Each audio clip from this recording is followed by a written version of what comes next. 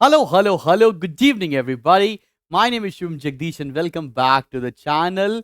ये class 12th economics का पहला वीडियो होने जा रहा है और जैसा कि मैंने आपको बताया है कि इस साल मैं आपको हर एक सब्जेक्ट का डिटेल्ड वन शॉट प्रोवाइड करूंगा जिससे आपको आराम से एक चैप्टर एक हफ्ते में आप कंप्लीट कर सकते हैं। पूरी कोशिश रहेगी कि हर वीक आपको एक सब्जेक्ट का वीडियो तो मैं जरूर दे सकूं। लेट्स से अकाउंटेंसी डाला, फिर इकोनॉमिक्स डाला, फिर कॉमर्स डाला, मतलब 3 वीडियोस आपको एक वीक में मिले। आपने वो 3 चैप्टर्स आराम से कंप्लीट कर लिए हैं। अच्छा, अब बिफोर आई बिगिन मैं आपको बताना चाहता हूं कि हमारा फ्लैगशिप प्रोग्राम स्पार्टन शुरू हो चुका है। तो अगर आपको हमारे साथ रोज लाइव क्लास के अंदर पढ़ना है, स्ट्रक्चर्ड वे में सिलेबस कंप्लीट करना है, हाई क्वालिटी स्टडी मटेरियल आपको चाहिए जो कि आपके घर पर डिलीवर किया जाए, हर क्लास का रिकॉर्डेड एक्सेस मिले and cherry on the cake, Spartans वाले बच्चों को आने वाले मेरे कोर्सेज जो कि परसेंटेज बूस्टर और सैंपल पेपर होते हैं उसका फ्री ऑफ कॉस्ट एक्सेस मिले तो स्पार्टन्स के अंदर आप रजिस्टर कर सकते हैं।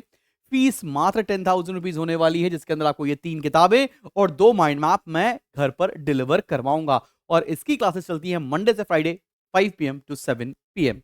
आगे बात करते हैं कि अगर आपका मकसद है कि यार मेरे को बोर्ड इम्तिहान के लिए तो पढ़ना ही पढ़ना है, साथ में मुझे कॉलेजेस के एंट्रेंस के लिए भी प्रिपेयर करना है, तो भाई फतेह से अच्छा कुछ भी नहीं हो सकता। फतेह आपको 15,000 रुपीज का कॉस्ट करेगा, लेकिन इसके अंदर 10 बुक सेट्स आपके घर पर डिलीवर किए जाएंगे, 3 बुक सेट्स आपके बोर्ड एग्जामिनेशन के लिए एंड 7 एंट्रेंस एग्जामिनेशन के लिए। इसमें क्लासेस चलती हैं मंडे से फ्राइडे बोर्ड्स के लिए, सैटरडे संडे एंट्रेंस के लिए। मूविंग अहेड, आप हमारा एप्लीकेशन जाकर डाउनलोड कर सकते हैं for accessing our free study material, चाहे आप iOS यूजर हो चाहे आप एंड्रॉइड यूजर हो। और फ्री स्टडी मटेरियल एक्सेस कैसे करना है, आप जैसे ही एप्लीकेशन डाउनलोड कर लेंगे इस पर क्लिक करेंगे और ये रहा फ्री स्टडी मटेरियल का सेक्शन। तो हो गई सारी बातें, अब शुरू किया जाएगा। ये डिमांड क्या होता है, आओ बता। डिमांड ना 2 चीजों से मिलकर बना होता है। एक तो होती है डिजायर, जैसे मेरा मन करता है मुझे भी लैम्बोर्गिनी मिल जाए भाई, मजे ही मजे हो जाएंगे, मेरी डिजायर है वो। लेकिन अभी डिजायर कब डिमांड बनेगी, जब वो बैक्ड बाय परचेजिंग पावर होगी। तो डिजायर का मतलब क्या है, desire in economics is mere wish और लॉन्गिंग फॉर अ गुड और सर्विस। मतलब मैं चाहता हूं कि मेरे पास भाई साहब सामान हो जाए वो, लेकिन बस वो मेरी डिजायर है, विश है। वांट क्या होगा, desire that is backed by ability and willingness to satisfied. मैं खरीद सकता हूं, मैं ले, जो मेरे पास पैसे भी हैं, तो ये मेरे लिए क्या बन जाएगा, ये मेरे लिए वांट बन जाएगा। सब बच्चों को बात समझ में आ रही है मैं बोल क्या रहा हूं। तो आज क्लियर कट डेफिनेशन क्या है डिमांड की, आओ जरा बच्चा पार्टी देखा जाए। डिमांड का मतलब क्या है, quantities of a commodity which consumers are willing, पहला कीवर्ड, एंड एबल, एबल आपका दूसरा कीवर्ड। अब जैसे ये पूरे नोट्स मैं अपने फ्री स्टडी मटेरियल सेक्शन में डालने वाला हूं, जाकर डाउनलोड कर लेना, इसीलिए बताया तुम्हें कैसे डाउनलोड करना है, ठीक है ना। quantities of commodity which consumers are willing and able to purchase at various possible prices, अगला कीवर्ड, और during a particular period of time, particular period of time अगला कीवर्ड। तो ये कीवर्ड्स हैं आपके डेफिनेशन के अंदर। हालांकि हमारा आईएससी बोर्ड अब आपसे डायरेक्ट क्वेश्चंस नहीं पूछता है, वो आपसे कॉम्पिटेंसी फोकस क्वेश्चंस ही पूछेगा, लेकिन कॉम्पिटेंसी फोकस क्वेश्चंस हम तब कर पाएंगे ना जब हमें बेसिक क्वेश्चंस आते होंगे मेरी जान। समझ में आ रहा, बेसिक कंसेप्ट का नॉलेज है। तो डिमांड का मतलब क्या है आपको समझ में आया, तुम्हारे पास विलिंगनेस होनी चाहिए, एबिलिटी होनी चाहिए, ताकि आप सामान खरीद सको eight various possible prices during a particular period of time. Moving ahead बच्चों, पार्टी टाइप्स ऑफ डिमांड क्या होने जा रही हैं, एक एक करके देखते हैं। सबसे पहले हम बात करेंगे इंडिविजुअल डिमांड क्या है। इंडिविजुअल बोले तो एक बंदे की demand is individual demand. Quantities of a commodity that an individual, समझ में आ रही है, that an individual consumers is willing to purchase at various possible prices. मतलब एक कंज्यूमर जो बाय करेगा वो इंडिविजुअल डिमांड है, और सारे कंज्यूमर्स की डिमांड को अगर हम क्लब कर देंगे तो वो बन जाएगी मार्केट डिमांड। तो quantities of a commodity that all house holds, ये इसका कीवर्ड है, all households are willing to buy at various possible prices during a particular period of time, इसे हम मार्केट डिमांड बोलेंगे।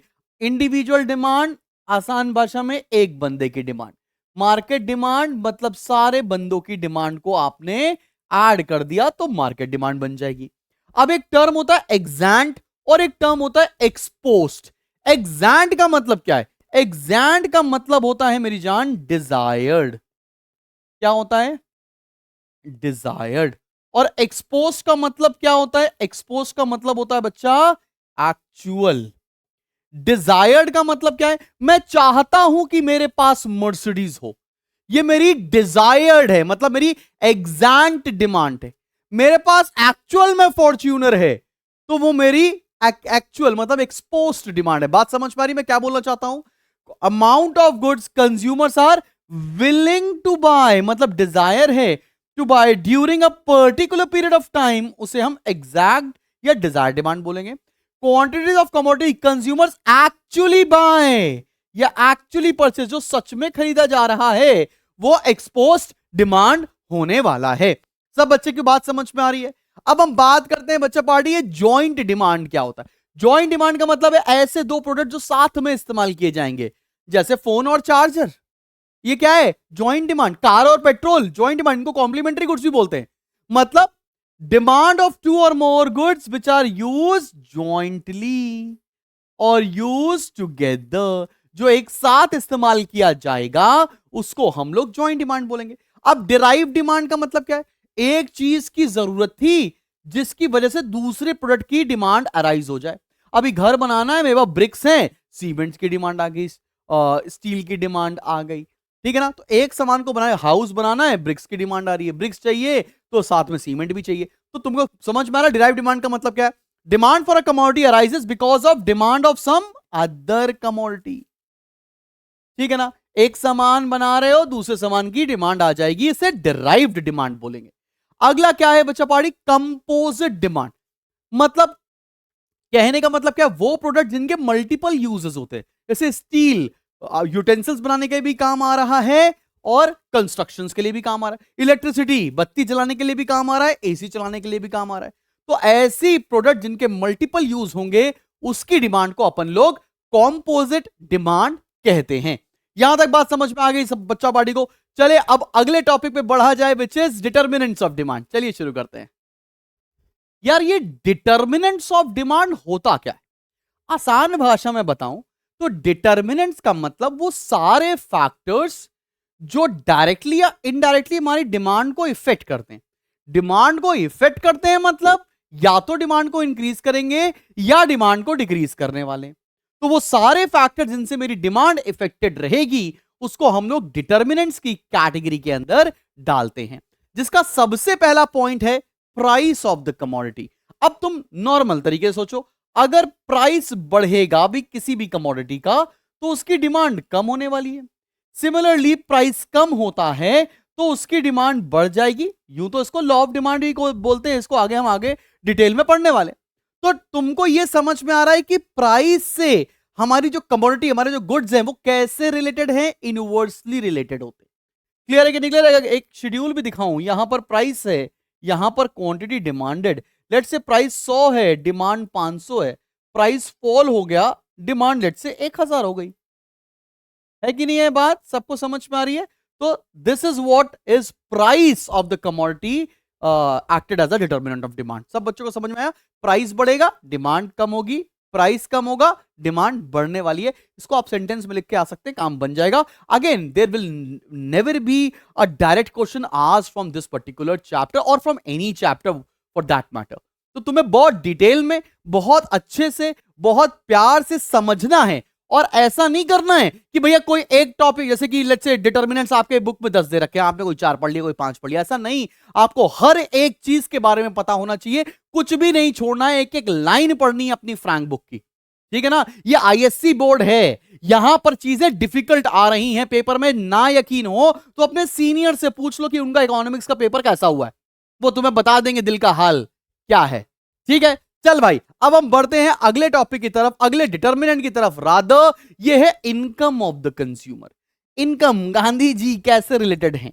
अब इनकम ऑफ द कंज्यूमर को समझने के लिए 3 कैटेगरी ऑफ गुड्स में डिवाइड करेंगे। अगर नॉर्मल गुड्स है तो क्या होता है? इनकम बढ़ती है, डिमांड बढ़ती है। इनकम कम होती है, डिमांड भी कम हो जाती है। ये तो नॉर्मल गुड्स की कैटेगरी है। इंफीरियर गुड्स के केस में एकदम उल्टा होता है। अगर मेरी इनकम बढ़ी तो इंफीरियर गुड्स की डिमांड कम हो जाएगी, और इनकम कम हुई तो डिमांड बढ़ जाएगी। इंफीरियर गुड्स क्या होते हैं?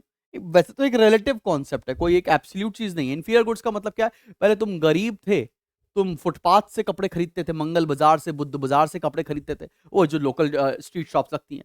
अब तुम अमीर हो गए, तुम मस्त शोरूम से कपड़े खरीद रहे हो, तुम जारा अरमानी यहां से कपड़े खरीद रहे हो भाई। तो इंफीरियर गुड्स क्या हो गए? वो फुटपाथ पे मिलने वाले कपड़े। और सुपीरियर गुड्स क्या हो गए? वो जो शोरूम से मिल रहे हैं। इनएक्सपेंसिव नेसेसिटीज के साथ क्या केस होता है? इनएक्सपेंसिव नेसेसिटीज का एग्जांपल समझ, जैसे सॉल्ट। तो इनकम बढ़े या कम हो जाए, इनकी डिमांड ऑलमोस्ट हमेशा कांस्टेंट रहती है। ऐसा तो नहीं कि तुम पहले भैया गरीब थे तो तुम दाल में 1 चम्मच नमक खाते थे, लेकिन अब तुम हो गए अमीर, अब तुम दाल में 4 चम्मच नमक खाने लगोगे। ऐसा तो नहीं होने वाला ना भाई। इनएक्सपेंसिव नेसेसिटीज की डिमांड इनकम के हिसाब से बढ़ती या घटती नहीं है, वो ऑलमोस्ट कांस्टेंट रहती है। जैसे मेडिसिन, मान लो तुम्हें बीमारी होती, तुम्हें बुखार आता था, तुम पहले गरीब थे, तुम सिर्फ 1 पैरासीटामॉल खाते थे। अब तुम अमीर हो गए हो भाई, तो तुम अब क्या 4 4 पैरासीटामॉल खा लोगे क्योंकि अमीर हो गए हो? नहीं ना, उसकी डिमांड कांस्टेंट ही रहेगी। अब इसी बात को हम लोग एक ग्राफ के थ्रू भी आपको बताने जा रहे हैं। आइए जरा देखते हैं। सबसे पहले हम नॉर्मल गुड्स का ग्राफ बनाकर दिखाएंगे, फिर आपको इंफीरियर गुड्स का ग्राफ बनाकर दिखाएंगे, फिर आपको इनएक्सपेंसिव नेसेसिटीज का ग्राफ बनाकर दिखाएंगे, फिर तीनों ग्राफ एक साथ बनाकर दिखाएंगे। ठीक है ना? अब सबसे पहले हम नॉर्मल गुड्स का ग्राफ बना रहे हैं। आप फ्री हैंड बना लें, ज्यादा परेशान ना हो। यहां पर है इनकम और यहां पर है क्वांटिटी डिमांड। जैसे जैसे इनकम बढ़ेगी वैसे वैसे डिमांड बढ़ेगी। एनजी मतलब नॉर्मल गुड्स। मुझे पता है क्लास 11 से जब क्लास 12 में आएंगे इतने ज्यादा ग्राफ्स मिलने वाले हैं आपको, लेकिन हर एक ग्राफ में आपको प्रो बना देंगे। तो इसलिए टेंशन मत लो, थोड़ा थोड़ा पढ़ो, आराम से पढ़ाई करो, आराम से चलते चलो। और मैंने बोला ना, मैं मल्टीपल वीडियोस बनाने वाला नहीं, वो सब झंझट ही नहीं भाई। एक वीडियो उठाया, पूरा टॉपिक खत्म कर डाला। ठीक है ना? अच्छा तुम लोग सच सच बताओ, तुम लोग को पिछला चैप्टर फंडामेंटल्स ऑफ पार्टनरशिप का वीडियो देख लिया है? 3 साढ़े 3 घंटे का छोटा सा वीडियो मैंने बनाया था, और साथ ही साथ उसके नोट्स दिए थे, अपने फ्री स्टडी मटेरियल में डाउनलोड कर लिए क्या? और साथ में एक वर्कशीट भी दी थी जिसमें सारे PYQs कवर्ड हैं, सारे स्पेसिमेन कवर्ड हैं। क्या वो वर्कशीट करी तुमने? बिकॉज उसका सोल्यूशन दूंगा संडे को। ठीक है ना? चलो अब अगला डायग्राम मैं बना रहा हूं, इनकम और quantity demand of inferior goods. Inferior goods में इनकम बढ़ती है, डिमांड कम हो जाता है। जैसे जैसे इनकम बढ़ेगी वैसे वैसे डिमांड कम होती जाएगी। ये आईजी बोले तो इंफीरियर गुड्स। तीसरा, इनएक्सपेंसिव नेसेसिटीज। इनएक्सपेंसिव नेसेसिटीज, यहां पर भी इनकम है और यहां पर भी क्वांटिटी डिमांड। थोड़ी सी डिमांड बढ़ेगी, उसके बाद वो कांस्टेंट हो जाएगी। Inexpensive necessities. अब इन तीनों चीजों को आपको एक ग्राफ में प्लॉट करके आना ही पड़ेगा, बिकॉज पेपर में आपसे ये पूछा ही जाएगा। ऐसा कुछ भी नहीं है कि ये ना आए। यहां पर इनकम है, इनकम को अपन लोग ना वाई से डिनोट करते हैं। यहां क्वांटिटी डिमांडेड है। सबसे पहले नॉर्मल गुड्स, ये था नॉर्मल गुड्स का ग्राफ, ये है इंफीरियर गुड्स का ग्राफ, और इनएक्सपेंसिव नेसेसिटीज बना देता हूं मैं। This is inexpensive necessities.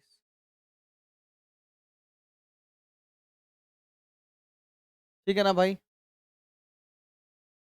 अब मार्क कर लो, ये y है, ये q है, ये y1 इनकम बढ़ गई, ये q1। आप नॉर्मली इस तरह से भी ग्राफ बनाकर आएंगे तो कोई भी परेशानी नहीं होगी। ये ग्राफ 3 से 4 बार आपको प्रैक्टिस करना ही पड़ेगा, एल्स मजा नहीं आएगा आपको पढ़ाई करने में। समझ में आ रही ना बात मैं क्या बोल रहा हूं? चले आगे बढ़े। अगला डिटर्मिनेंट है हमारा कंज्यूमर्स टेस्ट एंड प्रेफरेंस। मतलब जिसका जैसा टेस्ट उसको वैसा प्रोडक्ट डिमांड करना होता है। अगर मेरे बर्गर खाना पसंद है मैं बर्गर खाऊंगा, अगर मेरे को चिकन खाना पसंद है मैं चिकन खाऊंगा, अगर मेरे को इन फैशन कपड़े खरीदना पसंद है तो मैं इन फैशन कपड़े खरीदूंगा, अगर मुझे आउटडेटेड फैशन पसंद है तो मैं आउटडेटेड फैशन खरीदूंगा। तो level of demand is influenced by taste and preference of consumers. मेरी क्या प्रेफरेंस है, मेरा क्या टेस्ट है, उसके हिसाब से डिमांड बढ़ेगी या कम होगी। सब बच्चों को समझ में आया? अब हम बढ़ते हैं अगले टॉपिक पर जिसका नाम है prices of related goods. Determinants के अंदर ही आता है प्राइसेस ऑफ रिलेटेड गुड्स। अब तो मैं बता दूं, रिलेटेड गुड्स तो बेटा जी दो टाइप के होते हैं, एक होता है सब्स्टिट्यूट गुड्स, एक होता है सब्स्टिट्यूट गुड्स और दूसरा होता है कॉम्प्लीमेंट्री गुड्स। एक होता है सब्स्टिट्यूट गुड्स, एक होता है कॉम्प्लीमेंट्री गुड्स। सब्स्टिट्यूट गुड्स कौन से होते हैं? सब्स्टिट्यूट गुड्स वो गुड्स होते हैं जो एक की जगह दूसरा इस्तेमाल किया जाता है, जैसे कोलगेट और पेप्सोडेंट।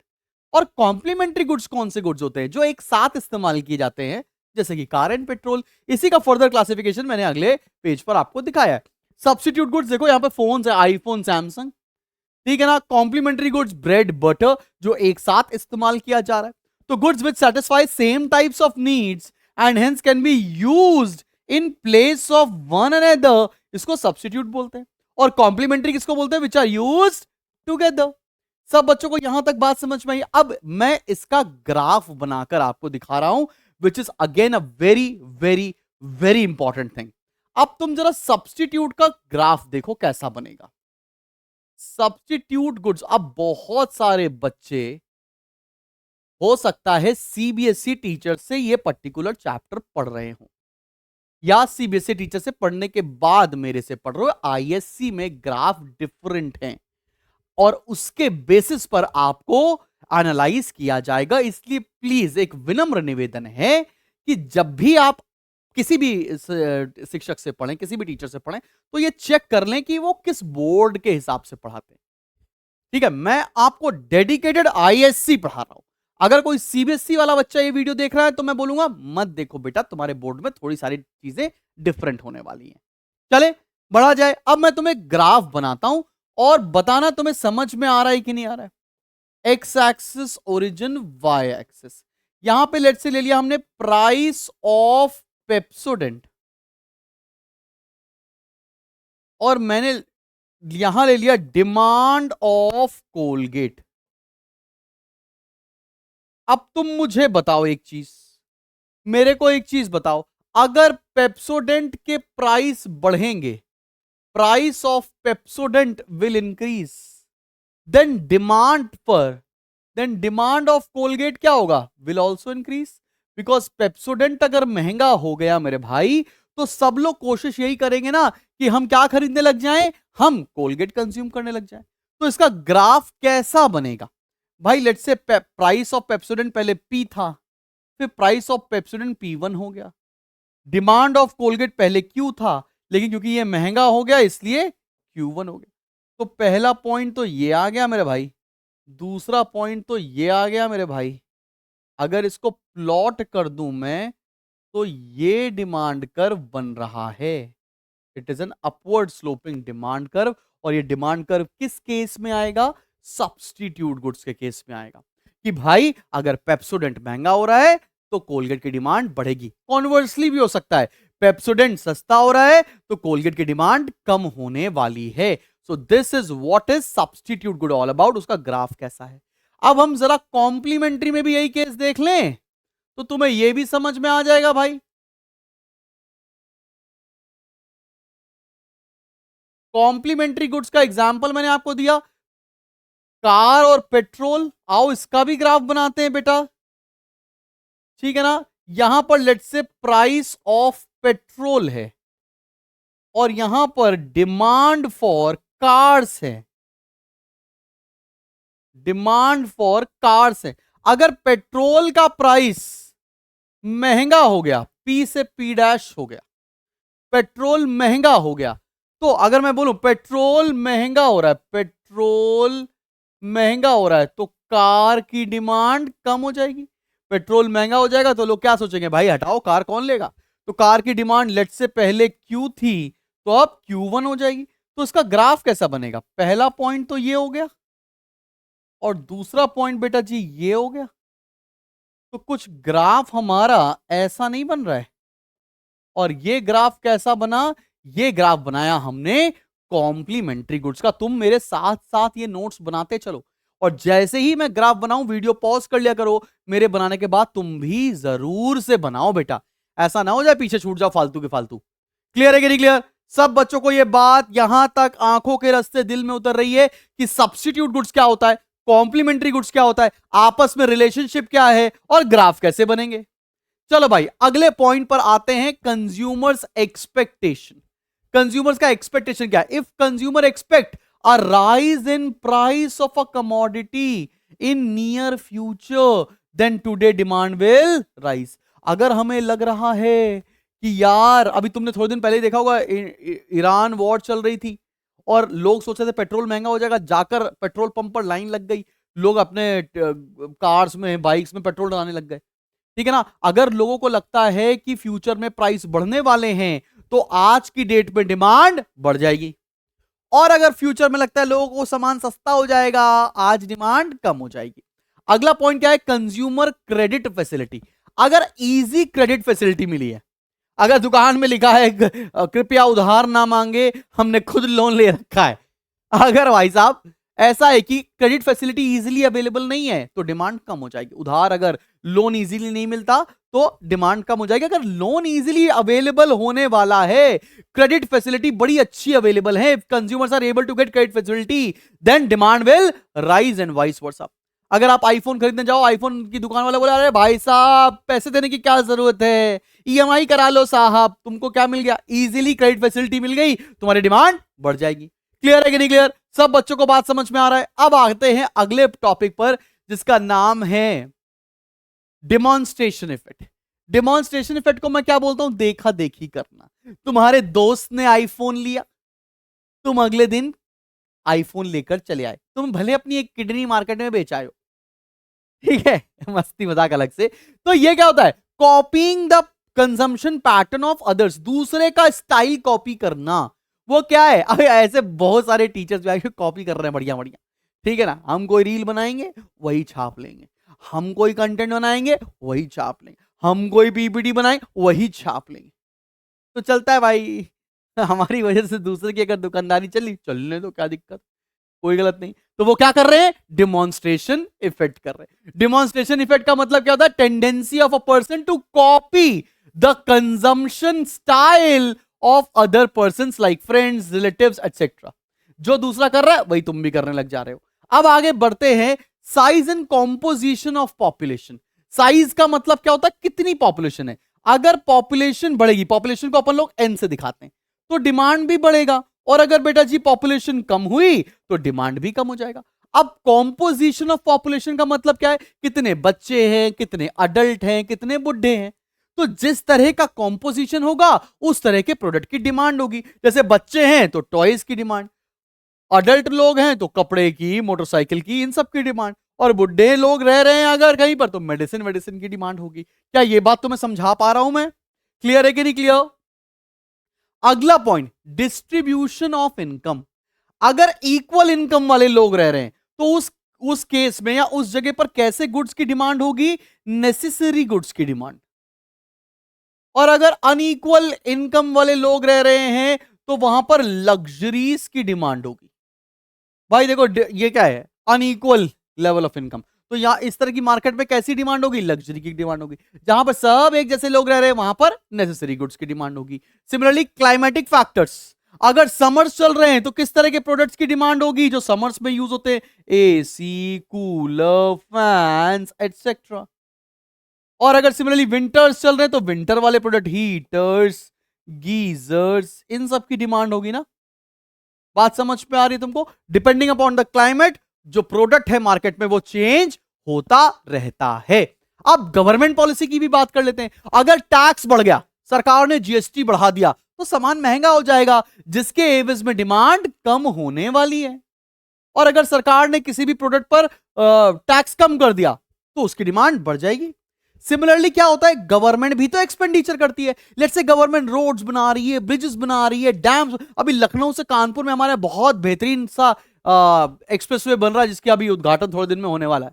मैं तो लखनऊ से हूं ना, तो कानपुर मेरा इन लॉज का घर है, तो मेरा अक्सर आना जाना होता है। तो गवर्नमेंट ने क्या किया, जैसे जैसे गवर्नमेंट ये बना रही है, ये प्रोजेक्ट लेकर आ रही है, रोड्स, ब्रिजेस, डैम्स बना रही है, तो जो डीलर्स इन सारे प्रोडक्ट में डील करते हैं, सीमेंट में, आयरन के सामान में, लेट्स से ब्रिक्स में, तो उनका एकदम से डिमांड बढ़ जाएगा। तो ये क्या लिखा है मैंने यहां पर, गवर्नमेंट एक्सपेंडिचर इंक्रीजेस, ये क्या बना, इंक्रीजेस। जैसे कि roads, dams, bridges etcetera, then demand for goods like cement, iron etcetera will rise.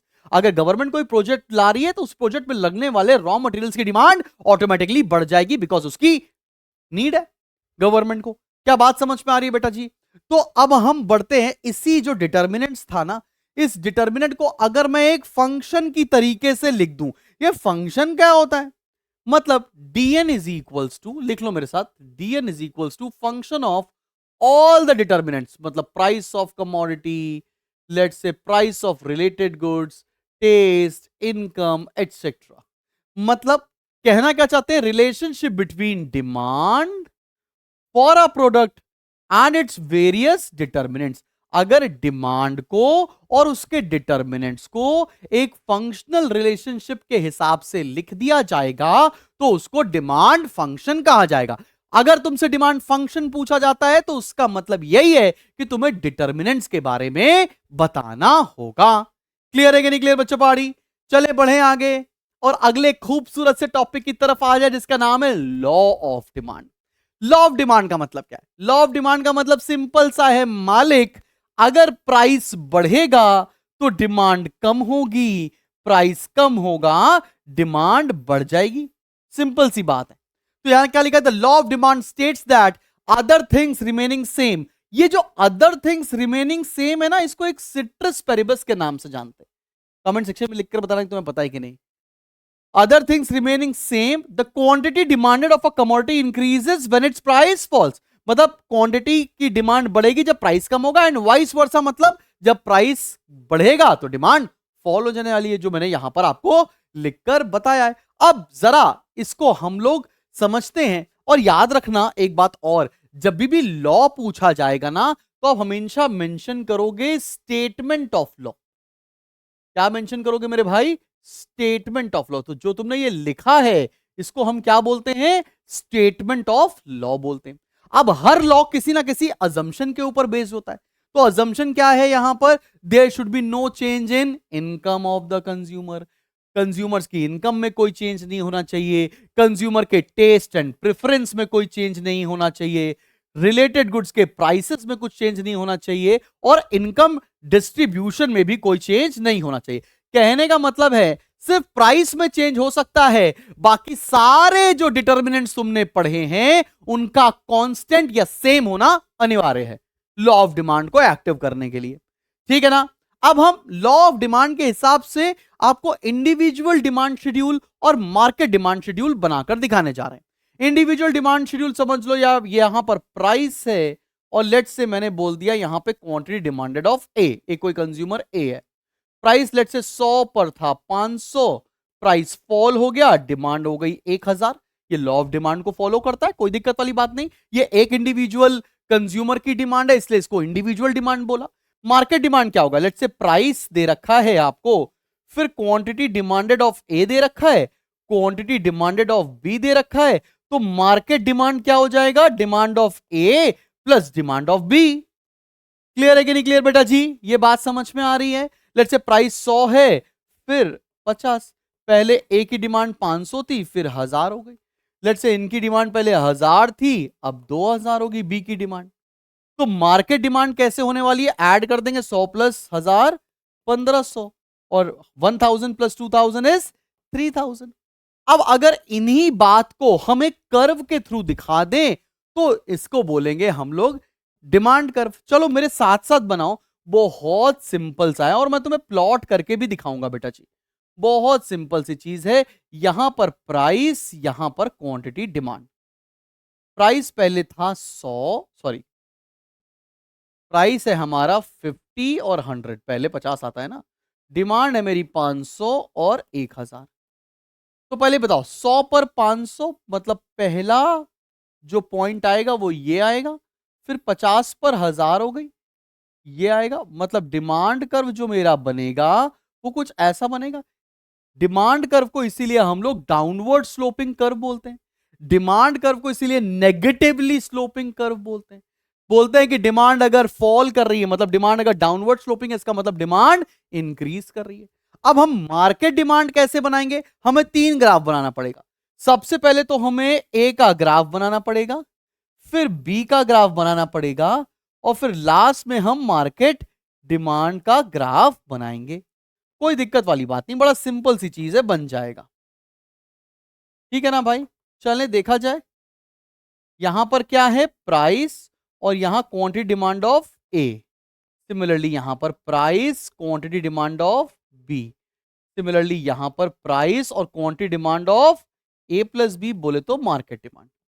यहां पर तो सेम ही बनेगा बेटा, पहले प्राइस था 50, 100, 50, 100, 50, 100। सब अच्छे समझ में आ रही है बात यहां तक? प्लॉट कर लें। डिमांड पहले थी 500, फिर 1000 हो गई। इनकी डिमांड कितनी थी पहले?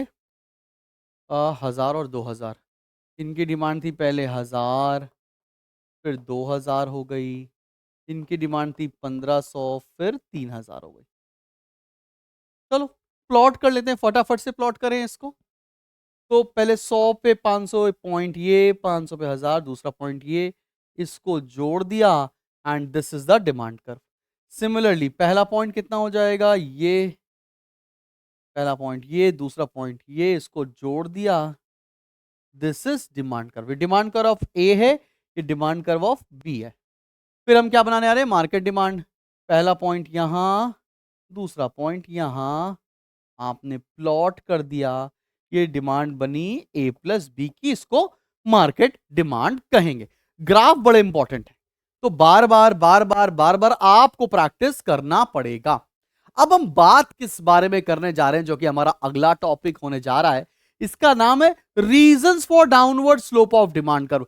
100% ये पर्टिकुलर क्वेश्चन आपके पेपर में आएगा ही आएगा कि जो डिमांड कर्व है हमारा, जो डाउनवर्ड स्लोपिंग होता है, इसके पीछे के रीजन क्या है।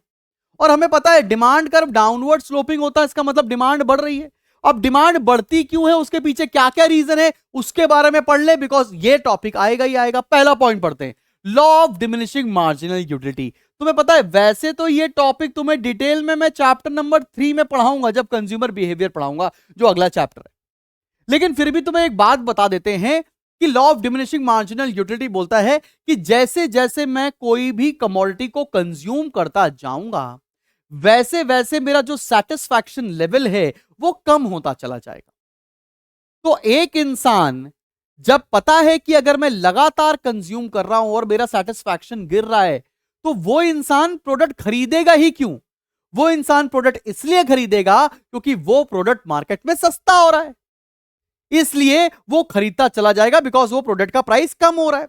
सिमिलरली यहां पर एलडीएमयू कैसे लिखेगा, आओ देखते हैं। Consumer would purchase a larger quantity of a commodity when its price falls, because MU from additional unit, additional unit falls, additional utility नहीं होगा, additional MU from additional unit falls. कि भाई एक इंसान तभी ना कमोडिटी कंज्यूम करेगा जब उसके प्राइस सस्ते होंगे, इवन दो उसको कम सेटिस्फैक्शन भी दे रहा होगा तब भी वो बाय कर लेगा। इसीलिए डाउनवर्ड स्लोपिंग डिमांड कर्व होगा, डिमांड इंक्रीज हो रही है, इवन दो लेसर सेटिस्फैक्शन मिल रहा है, लेकिन प्राइस फॉल हो रहा था इसलिए सामान खरीद लिया, कोई दिक्कत वाली बात नहीं। अगला क्या है, इनकम इफेक्ट। इनकम इफेक्ट की जब बात आती है तो बात आती है रियल इनकम की। एक एग्जाम्पल के तौर पर देखें तो तुम्हें समझ में आएगा। लेट से तुम्हारे पास 100 रुपए हैं और लेट से तुम मार्केट में लेने गए एप्पल्स।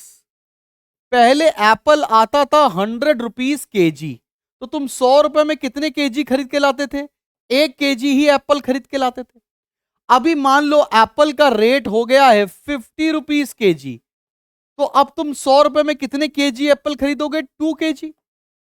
अब इससे क्या हो गया, प्राइस सस्ता हो गया तो तुम्हारी डिमांड बढ़ गई, सेम इनकम में तुम ज्यादा कंज्यूम करने लगोगे। That means your actual income has not increase but your real income has increase. That means your purchasing power with the same money has increase, जिसकी वजह से डिमांड बढ़ रही है, और डिमांड बढ़ेगी तो डिमांड डाउनवर्ड स्लोपिंग बनेगी।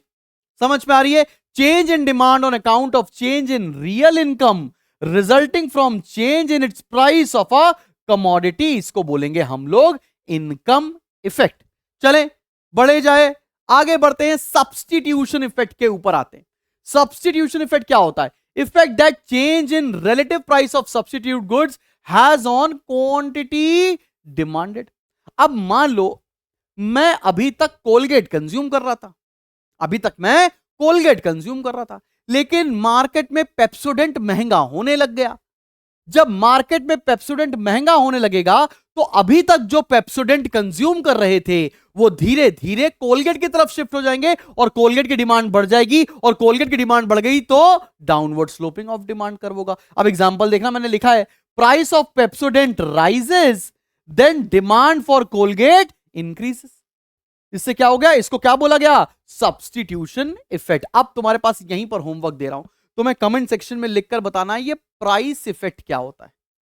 ठीक है ना, सब्स्टिट्यूशन इफेक्ट समझ लिया, इनकम इफेक्ट समझ लिया, ये प्राइस इफेक्ट क्या होता है कमेंट सेक्शन में लिखकर बताना, और बड़ा सिंपल सा आंसर होगा उसका। चलो आगे बढ़ते हैं, increase in number of consumers. अगला पॉइंट, नंबर ऑफ कंज्यूमर्स कैसे इंक्रीज हो सकते हैं।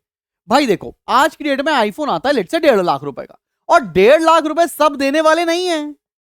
1.5 लाख रुपए का फोन सब लोग खरीद नहीं सकते, तो कुछ ही अमाउंट ऑफ कंज्यूमर्स हैं जो उस पर्टिकुलर कमोडिटी को परचेस करते हैं बेटा जी।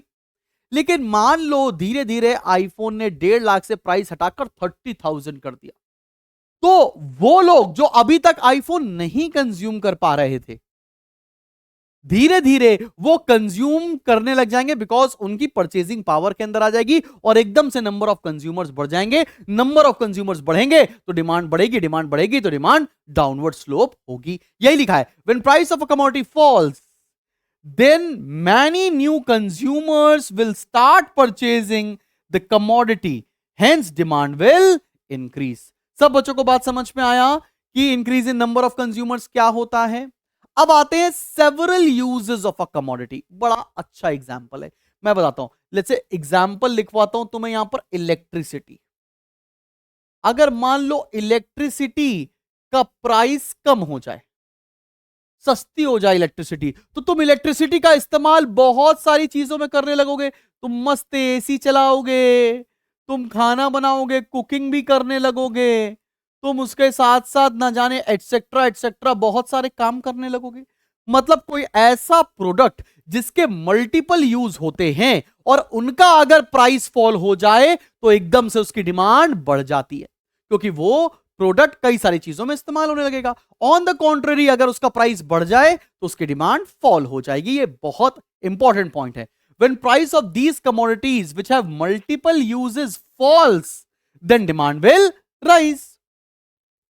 समझ में आया सब बच्चों को ये बात? कोई दिक्कत, कोई परेशानी तो नहीं है?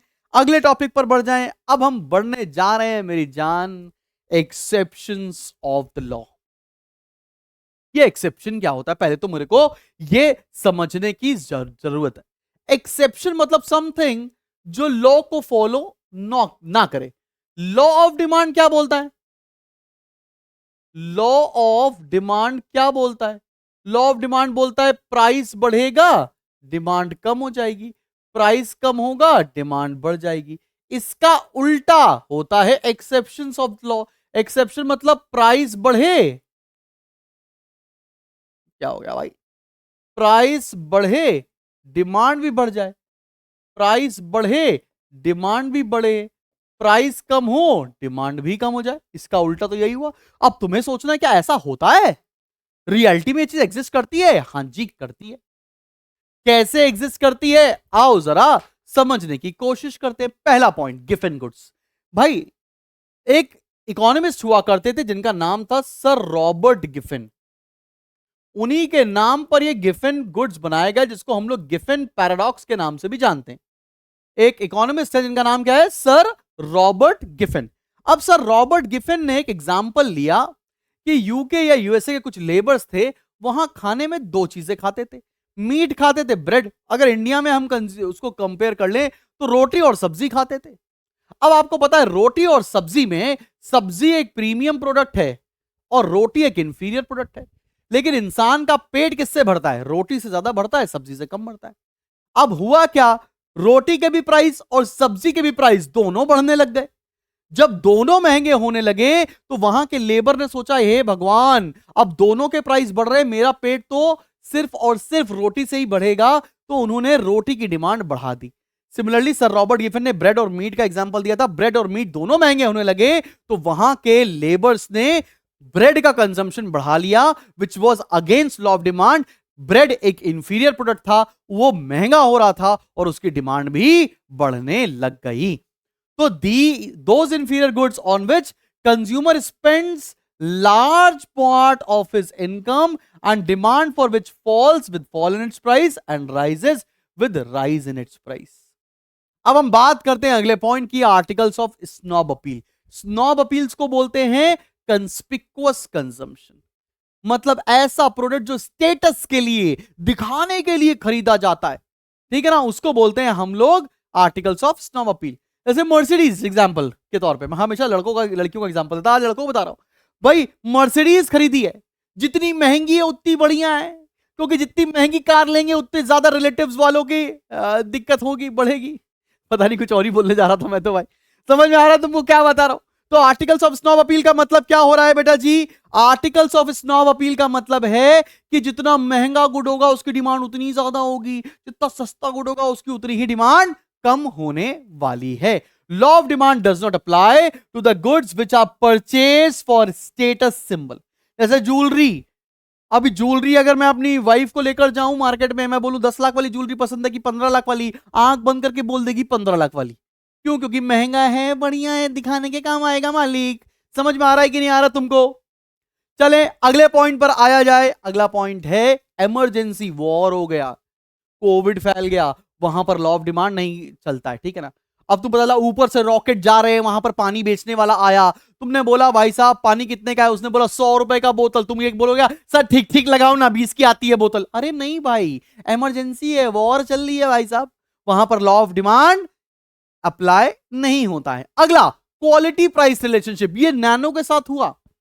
लोग क्या सोचते हैं, जितना महंगा है उतना बेहतर है, जितना सस्ता है उतना खराब है। नैनो मार्केट में क्यों नहीं चली? क्योंकि बोलते हैं इट्स अ चीप कार। किसी ने नहीं बोला अफोर्डेबल है, ठीक है, सस्ती है इसलिए बेकार है, महंगी होगी इसलिए बढ़िया होगी। लिखा है मैंने, higher the price of goods people consider it to be great quality and demand increases. जितना महंगा उतना बेहतर है, जितना सस्ता है उतना खराब है, ऐसी मेंटेलिटी है लोगों की। अगला क्या है? Change in fashion. फैशन क्या, कोई भी पॉइंट, फैशन की कोई भी चीज लॉ ऑफ डिमांड पर असर नहीं डालती। अगर मैडम को वाइड लेग वाली जीन्स खरीदनी है, मां कसम कितने की भी आए, मैडम खरीदेंगी वो जीन्स, क्योंकि वो क्या है, फैशन में है, क्योंकि वो ट्रेंडी है, हमको चाहिए तो चाहिए। क्लियर? अगला क्या है? Expectation about future prices. ये मेरी मां का एग्जांपल देने जा रहा हूं, और बिल्कुल मां का एग्जांपल सही था भाई। लास्ट ईयर भी मैंने सेम एग्जांपल दिया था। मम्मी बोल रही थी कि सोना महंगा हो गया है, ले लो, आगे चल के और महंगा हो जाएगा। तब सोना 75,000 रुपीज पर 10 ग्राम था, आज वो 1.5 लाख रुपीज पर 10 ग्राम से। लास्ट ईयर से इस साल की बात बता रहा हूं, चाहे जाकर लास्ट ईयर का वीडियो खोलकर देख लो, अप्रैल के महीने से। तो एक्सपेक्टेशन अबाउट फ्यूचर प्राइसेस क्या है कि आज ऑलरेडी प्राइस ज्यादा है, लेकिन फिर भी लोग सामान खरीद रहे हैं क्योंकि उनको लगता है कि फ्यूचर में और ज्यादा हो जाएगा प्राइस।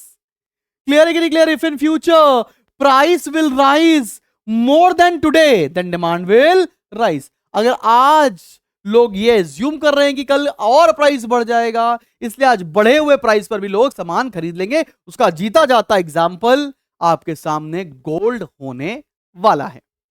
सब बच्चों को यहां तक बात समझ में आ गई है? चले बढ़े अपने सबसे इंपॉर्टेंट टॉपिक की तरफ।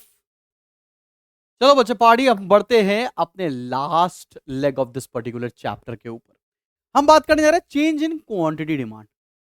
चेंज इन क्वांटिटी डिमांड को हम लोग movement along the demand curve भी बोलते हैं। और याद रखना, मूवमेंट का या चेंज इन क्वांटिटी डिमांड का बेसिक रीजन होता है प्राइस, ठीक है ना। एक को हम मूवमेंट बोलते हैं, अगले को हम लोग चेंज इन डिमांड या शिफ्ट इन डिमांड बोलेंगे। देखना ये क्या है, चेंज इन क्वांटिटी डिमांड, इसको हम लोग बोलते हैं मूवमेंट, और अगला क्या है, चेंज इन डिमांड, इसको बोलते हैं हम लोग शिफ्ट। और शिफ्ट जो होता है वो होता है not due to price but due to other